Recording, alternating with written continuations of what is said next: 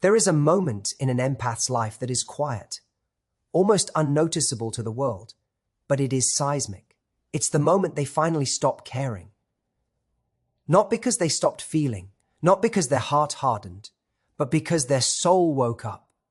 An empath doesn't stop caring easily. They care longer than they should. They care past red flags, past broken promises, past their own exhaustion. They care while being misunderstood. They care while being drained. They care while being told they are too much for giving exactly what others freely take. So when an empath finally stops caring, understand this, it wasn't impulsive, it was earned. When an empath stops caring, they stop chasing closure. They realize closure was never something another person could give them. It was something they denied themselves by staying too long. They stop explaining their pain to people who benefited from their silence. And in that silence, something holy happens, clarity. You see, caring was never the problem. Caring without limits was. Giving without discernment was. Loving without self-honor was.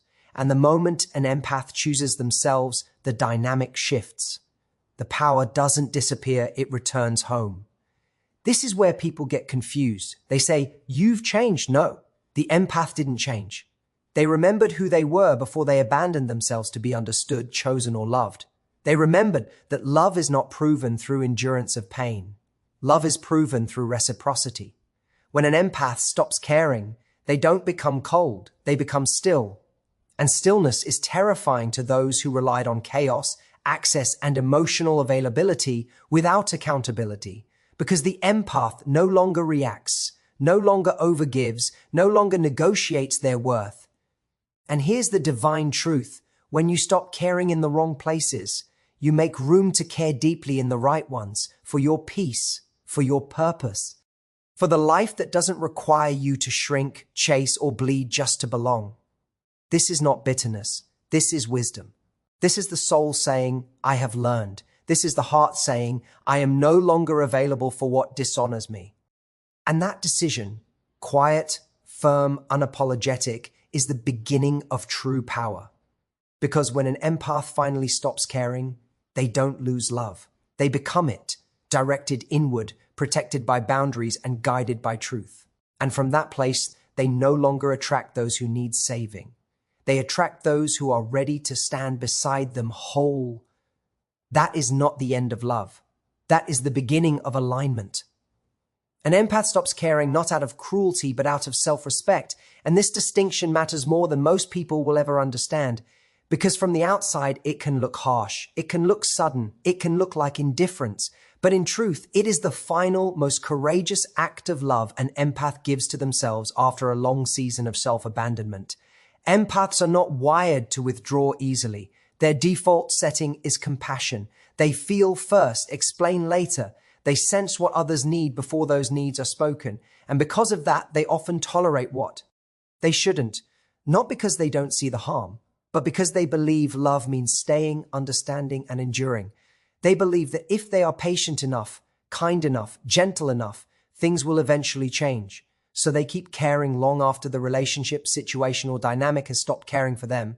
Self-respect doesn't arrive early for an empath. It arrives after exhaustion, after disappointment layered on top of hope, after realizing that their generosity has become an invitation for disrespect. And this is the key truth. An empath doesn't stop caring when they stop feeling. They stop caring when they finally realize that their feelings are not being honored. There comes a moment when the empath recognizes a painful pattern. They are the ones adjusting. They are the ones forgiving without repair.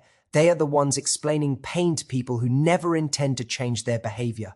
And slowly something shifts, not in anger, but in awareness. They see their empathy has been weaponized against them, that their understanding has become a loophole for others to avoid accountability, that their kindness has been mistaken for permission.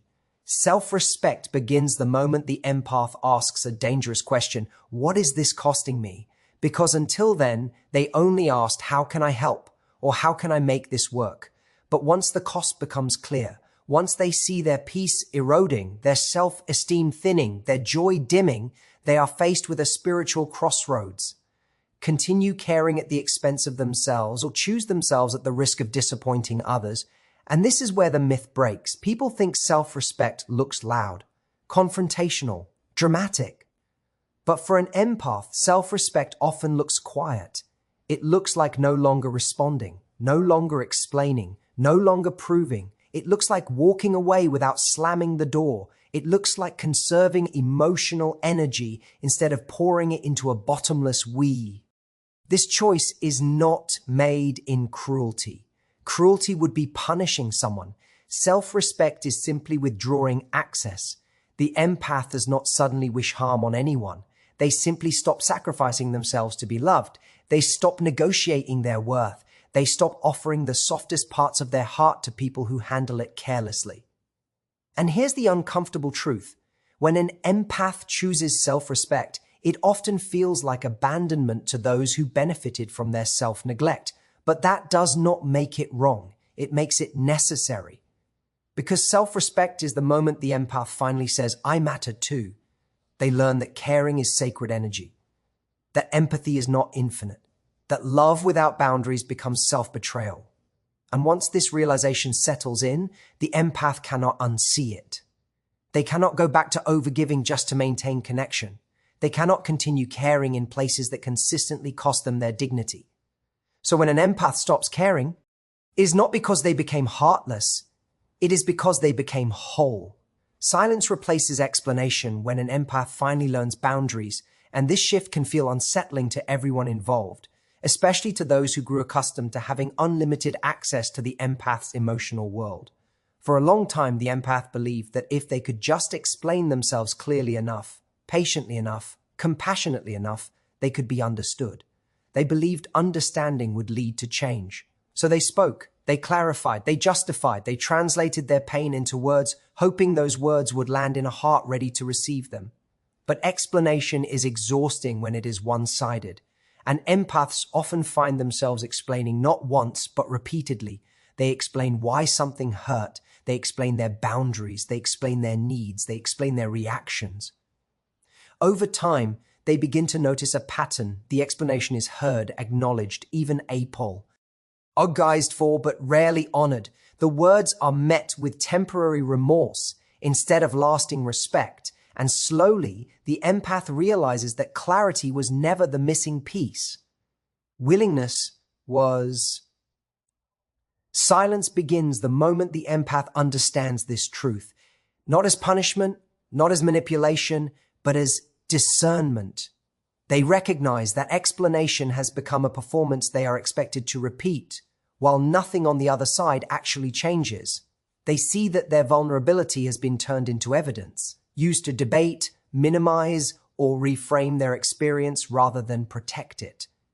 And once this awareness arrives, words start to feel unnecessary. Silence, for an empath, is not emotional shutdown, it is emotional protection. It is the boundary that says, I no longer need to convince you that I am worthy of care, because boundaries are not proven through speeches, they are proven through consistency. And when an empath stops explaining, they begin to let behavior speak instead. Silence can be deeply confusing to others. People ask, why didn't you say anything? But the truth is, the empath already did, many times. Silence is what comes after being unheard. It is what remains when someone has realized that continued explanation only deepens the wound. It is the moment the empath accepts that not everyone is capable of meeting them at the level of emotional responsibility they require. There is also a sacred shift that happens internally. When an empath stops explaining, they stop outsourcing their self-validation. They no longer need someone else to agree with their pain in order for it to be real. They trust their own inner knowing. They trust the discomfort that signals a crossed boundary. And instead of talking themselves out of that discomfort, they honor it. Silence becomes a form of self-respect. It conserves energy. It creates space. It allows the empath to observe rather than react. And in that observation, they gain clarity. They see who steps up without being asked. They see who only shows concern when access is threatened. They see who respects the boundary without needing it justified. This is why silence feels so powerful and so misunderstood. People often interpret it as coldness, punishment, or emotional withdrawal. But in reality, it is the empath choosing peace over persuasion. It is the recognition that their role was never to educate someone into treating them well. Respect does not require a lecture. Care does not require an argument. And so the empath becomes quieter. Not closed, but selective. Not distant, but discerning. They learn that their words are sacred, and they refuse to waste them on ears that listen without intention. Silence is no longer something that happens to them. It is something they choose. In that silence, the empath does not disappear. They return to themselves. When emotional energy is reclaimed and redirected inward, it marks one of the most profound transformations an empath will ever experience. For most of their lives, empaths are externally oriented. Their attention, concern, and emotional labor flow outward toward people, problems, and possibilities. They instinctively scan rooms for emotional shifts, sense unspoken needs, and adjust themselves to keep harmony. This outward focus becomes so natural that they rarely question it. Caring for others feels like purpose. Giving feels like identity. But over time, this constant outward flow comes at a cost. Emotional energy is not limitless, yet empaths often live as though it is. They invest deeply in people who are inconsistent, emotionally unavailable, or unwilling to reciprocate. They pour empathy into situations that never stabilize. And because they are highly attuned, they don't just give support, they absorb stress, pain, and chaos as if it were their own. Eventually, exhaustion sets in, not the kind that sleep fixes, but the kind that touches the soul. Reclaiming emotional energy begins with awareness. The empath starts to notice how much of their inner world is occupied by others, how often their thoughts revolve around someone else's mood, approval, or healing, how their own needs have been postponed indefinitely. This awareness can feel uncomfortable, even selfish at first, because empaths are conditioned to equate self-focus with neglect. But slowly, a deeper truth emerges. Neglecting oneself is not noble. It is unsustainable. Redirecting emotional energy inward does not mean shutting down empathy. It means rebalancing it. The empath begins to ask new questions. Not how can I help, but how do I feel? Not what do they need from me, but what do I need to give myself right now? These questions are revolutionary because they shift the center of gravity back to the self. As this redirection happens, something subtle but powerful unfolds. The empath becomes more present in their own body. They listen to signals they once ignored. Tension, fatigue, resentment, numbness. They honor rest, without guilt. They set emotional budgets instead of emotional overdrafts. They stop overextending in the name of love and start investing in practices that replenish them. Solitude, creativity, prayer, reflection, movement, stillness. This inward redirection also changes how the empath relates to others. They no longer chase emotional highs or dramatic connections. They no longer confuse intensity with intimacy, because when your emotional energy is grounded within you, chaos loses its appeal. You become less reactive, less available to emotional roller coasters, less drawn to people who only engage when there is crisis. Reclaiming emotional energy restores sovereignty. The empath realizes they are not responsible for regulating everyone else's feelings. They release the unconscious belief that if someone is upset, they must fix it. They allow others to experience the natural consequences of their choices without intervening. This does not make them unkind, it makes them free. There is also a spiritual dimension to this shift. When emotional energy is redirected inward, the empath reconnects with intuition rather than obligation. Decisions come from alignment, not guilt. From clarity, not fear of abandonment. They begin to trust that caring for themselves does not diminish their capacity to love. It refines it. Internally, there is more quiet, less mental noise, less emotional clutter. The empath's inner world becomes a place of safety rather than constant vigilance. And from that place, their empathy becomes intentional instead of automatic. Offered, not drained, shared, not extracted. This is not the loss of compassion. It is the mastery of it. The loss felt by others is not the empath's responsibility, and this realization is one of the hardest truths an empath ever has to accept. Empaths are deeply conditioned to feel responsible for emotional outcomes. When someone is hurt, disappointed, confused, or abandoned, the empath instinctively looks inward and asks, Bashu, did I do wrong? Or how could I have handled this better? They carry emotional weight that was never meant to be theirs, believing that if someone feels pain, it must be their duty to soothe it. For a long time, the empath confuses compassion with accountability. They believe that caring means preventing discomfort in others, even when that discomfort is the natural result of boundaries, consequences, or change. So when they pull back, when they stop overgiving, when they choose distance for their own well-being, the empath feels guilt, not because they acted unjustly, but because someone else feels the absence of what they used to provide. What makes this especially difficult is that others often reinforce this guilt. People who benefited from the empath's constant presence may frame the empath's growth as abandonment. They may say, "You've changed," or "You don't care anymore," or "I don't recognize you."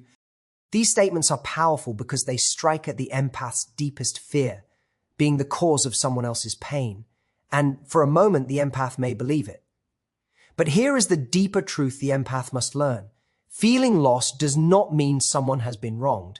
Loss is part of life. Loss is part of growth. Loss is what happens when access changes, dynamics evolve, or unhealthy patterns end. The empath is not responsible for cushioning others from every emotional consequence, especially when those consequences arise from the empath finally choosing self-respect. The loss others feel is often not about losing the empath as a person. It is about losing the version of the empath who overextended, overfunctioned, and oversacrificed. It is about losing emotional availability without reciprocity. It is about losing comfort without responsibility. And that loss, while uncomfortable, is not unjust. It is simply the natural result of a dynamic that could not continue without harming empath. This is where emotional maturity is revealed. The empath begins to understand that everyone is responsible for processing their own emotions. Discomfort is not damage, sadness is not abuse, disappointment is not cruelty.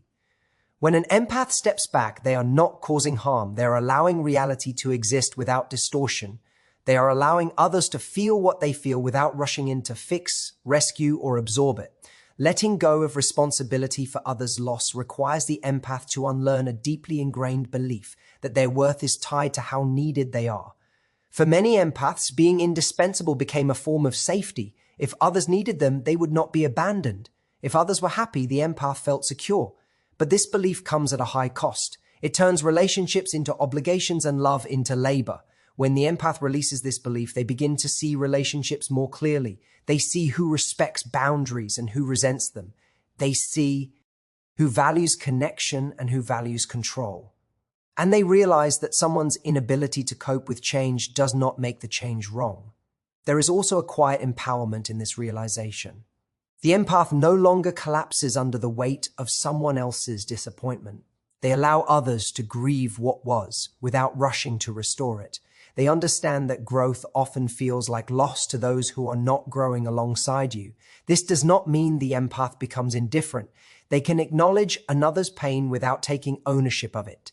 They can hold compassion without self-betrayal. They can say internally, "I see that this hurts you," without adding, "and therefore I must undo my boundary." In releasing responsibility for others' loss, the empath steps into emotional sovereignty. They stop paying for peace with guilt. They stop apologizing for evolution. And they finally allow themselves to live without carrying emotional debts that were never theirs to owe. Detachment becomes clarity, not bitterness. And this is one of the most transformative shifts an empath can experience. For much of their lives, empaths absorb not only their own emotions, but the emotions of everyone around them. They are constantly navigating a web of feelings, attempting to soothe, adjust, and accommodate, often at the expense of their own sense of self. In this context, detachment can feel counterintuitive. To some, pulling back from emotional investment may seem like rejection or coldness. But for the empath who has learned to recognize the difference between self-protection and cruelty, detachment is not about shutting down. It is about stepping into a higher form of awareness. Detachment is not the absence of care. It is the conscious choice to no longer be consumed by what is not yours to carry. It is the recognition that others' reactions, choices, and emotions are theirs alone. For an empath, this is revolutionary because it rewires a lifetime of habitual responsibility. No longer does the empath feel obligated to mediate everyone's discomfort, justify every reaction, or repair every situation. Detachment allows them to observe without judgment, to hold space without overextending, and to engage without losing themselves in the emotional currents around them. The process of detachment often begins quietly. It starts with small steps, saying no without guilt, stepping away from toxic conversations, refusing to over-explain, and setting limits that feel uncomfortable at first. These small acts accumulate into a powerful inner shift. With each boundary reinforced, the empath experiences a subtle release of tension, a liberation from the weight of constant emotional negotiation. Over time, this liberation fosters clarity. Suddenly, what was once blurred by overwhelm becomes visible. Patterns in relationships, cycles of behavior, and the true intentions of others emerge in sharp focus. Detachment acts like a lens, bringing what was hidden into the light of understanding. Clarity does not come with resentment. It is not fueled by anger, jealousy, or revenge. Those are byproducts of wounded attachment, not conscious detachment. The empath who practices detachment cultivates neutrality and discernment. They recognize toxic dynamics without personalizing them. They identify manipulative behaviors without feeling compelled to fix them. They understand when to engage and when to step back. In this state, decisions are guided by truth rather than emotional reactivity, by alignment rather than habitual sacrifice. Furthermore, detachment allows empaths to differentiate between genuine connection and emotional leakage. In the past, their empathy made them magnets for unresolved pain, chaotic energy, and needy personalities. They gave endlessly, often mistaking intensity for intimacy. Detachment clarifies the difference. The empath begins to invest energy only where it is mutual, nourishing, and aligned with their growth. Emotional energy is no longer scattered. It becomes intentional, purposeful, and sacred. Spiritually, detachment is a form of liberation. It teaches the empath that love does not require absorption and that compassion does not mandate self-erasure. It affirms that boundaries are not barriers to connection, but essential channels for authentic engagement. By detaching with awareness, the empath transforms their sensitivity from a liability into a strength, a guiding compass rather than a constant burden. This clarity extends beyond relationships. It influences decisions, priorities, and life direction. The empath sees opportunities, dangers, and truths more clearly. They recognize when a situation is worth their investment and when it is draining their vitality. They perceive motives without being manipulated by them. And in this clarity, life becomes less chaotic, more intentional, and profoundly liberating. Detachment, therefore, is not coldness, cynicism, or emotional retreat. It is the empath reclaiming sovereignty over their heart and mind. It is the conscious, courageous act of stepping back, observing fully, and choosing where, when, and how to engage. And in that space of conscious detachment, clarity emerges naturally, illuminating the path to emotional freedom, personal power, and spiritual alignment. Peace becomes more valuable than connection at any cost. And for an empath, this realization is nothing short of revolutionary. For years, empaths prioritize relationships above their own well-being. They bend, they forgive, they accommodate, often at the expense of their own emotional and spiritual health. They remain in connections that drain them, tolerate disrespect, and absorb chaos in the name of love. Believing that being needed or maintaining a connection is the measure of their worth. Yet, over time, this approach leaves them exhausted, overwhelmed, and disconnected from themselves. The turning point comes when an empath begins to understand that no connection, no matter how familiar, close, or historically significant, is worth the sacrifice of inner peace. This realization often begins subtly. The empath notices tension in their body, restlessness in their mind, or a growing dissatisfaction in their spirit. They observe that certain people or relationships consistently trigger anxiety, resentment, or fatigue. They see patterns of imbalance. Their energy is given freely but rarely reciprocated. Their empathy is met with resistance or indifference. Slowly, they recognize that these connections, while perhaps meaningful, are exacting a heavy toll. Peace, the state they once assumed was secondary to love or loyalty, suddenly emerges as the most precious resource they have, prior.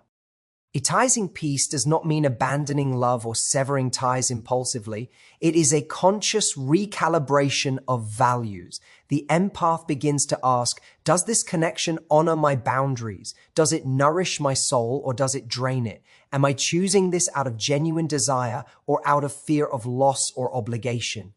When the answer is negative, the empath recognizes that the cost of maintaining that connection outweighs any perceived benefit. Peace is no longer negotiable. It becomes the compass guiding all interactions, decisions, and boundaries. This shift in perspective transforms the empath's approach to relationships. They no longer tolerate chaos disguised as intimacy, nor confusion passed off as love. They learn to step back from emotionally toxic dynamics without guilt. They refuse to over-explain, overcompensate, or overgive just to maintain connection. They cultivate relationships where respect, reciprocity, and alignment are present, understanding that these qualities sustain true harmony. In this way, peace becomes both a filter and a sanctuary, a standard against which every relationship is measured. The internal transformation is profound. When peace takes precedence over connection at any cost, the empath's emotional energy stabilizes. Anxiety diminishes because they are no longer responsible for the reactions, moods, or unresolved issues of others. Boundaries are no longer perceived as barriers, but as protective frameworks that safeguard serenity.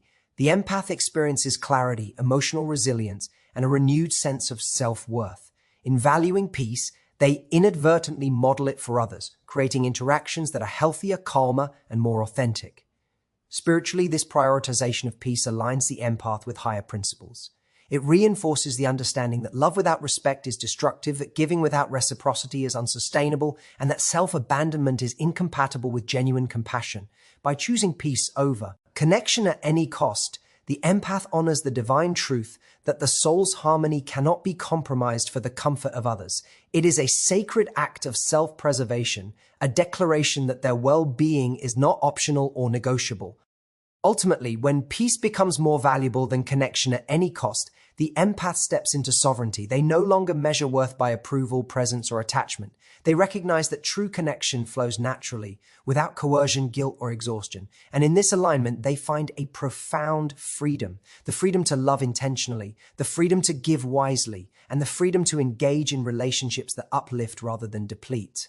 The empath discovers that connection without peace is an illusion, but peace, once chosen, brings clarity, strength, and profound fulfillment. The empath transforms from healer to sovereign, and this shift marks the culmination of a long and often painful journey. For most of their lives, empaths define themselves by their ability to feel, absorb, and heal the emotional states of others. They are the caretakers, the listeners, the comforters, and the invisible laborers of emotional energy. Their identity is wrapped in service, in giving themselves to the needs, traumas, and vulnerabilities of those around them. Yet this role, while noble in intention, comes at a steep cost. The empath often loses sight of their own boundaries, desires, and identity, believing that their worth is measured by how much they can alleviate the pain of others. Sovereignty begins when the empath recognizes that their gift of healing is powerful, but not infinite, and certainly not required at the expense of themselves. It begins with the realization that being needed does not equal being respected, that being available does not guarantee reciprocity, and that the energy they expend to fix, soothe, or manage others is a resource that belongs primarily to them. Until this awareness arises, the empath functions as a healer without limits, often unacknowledged and underappreciated. Their life becomes a cycle of emotional overextension, exhaustion, and repeated disappointment. The transformation from healer to sovereign is not abrupt, it is a gradual awakening. The empath begins to notice patterns of imbalance, relationships where their energy is drained, situations where their presence is taken for granted, or dynamics where their care is used as leverage or manipulation. They feel a growing dissonance between their desire to help and their need for self-preservation. This tension becomes a catalyst for change. They begin to question the unquestioned assumption that their role in the lives of others is more important than their own peace and growth. Sovereignty manifests as a conscious reclaiming of agency. The empath learns to distinguish between where their energy is genuinely needed and where it is being exploited. They no longer feel compelled to over-explain, over-give, or over-sacrifice. They prioritize alignment over obligation and boundaries over emotional appeasement. The shift is subtle at first. Small acts of saying no, choosing silence over explanation, walking away from unbalanced relationships. But over time, these acts accumulate into a profound transformation. The empath no longer merely responds to the world, they act intentionally from a place of power and discernment. This transformation also involves a radical reframing of empathy itself. The empath realizes that their sensitivity is not a tool to fix the world, but a guide to navigate it wisely. Their gift does not require self-erasure to be effective. Instead, it becomes a compass. It shows them where to engage, where to protect themselves, and where their influence is meaningful and sustainable. Healing, once an obligation, becomes a choice rooted in alignment rather than guilt. Spiritually, the shift from healer to sovereign is a return to self-honoring. The empath begins to understand that their ultimate responsibility is to themselves first, to nurture their own soul, protect their own energy, and cultivate relationships and environments that respect their worth. They become less reactive to the needs and dramas of others, reattuned to their own intuition, and more capable of offering authentic guidance without losing themselves in the process. This is the highest expression of empathy, giving fully, but only from a place of wholeness. Emotionally, sovereignty brings freedom. The empath no longer carries the burden of others' unresolved pain. They are no longer defined by external validation or the demands of emotional labor. Instead, they exist as a complete centered being whose presence is deliberate, whose love is intentional, and whose energy is protected. In stepping into sovereignty, the empath transforms not just for themselves, but for everyone around them. Their relationships become clearer, more balanced, and more mutually enriching. They attract people who honor them, challenge themselves less with those who do not, and cultivate spaces where empathy is a shared strength rather than a one-sided sacrifice. In this transformation, the empath does not abandon their gift.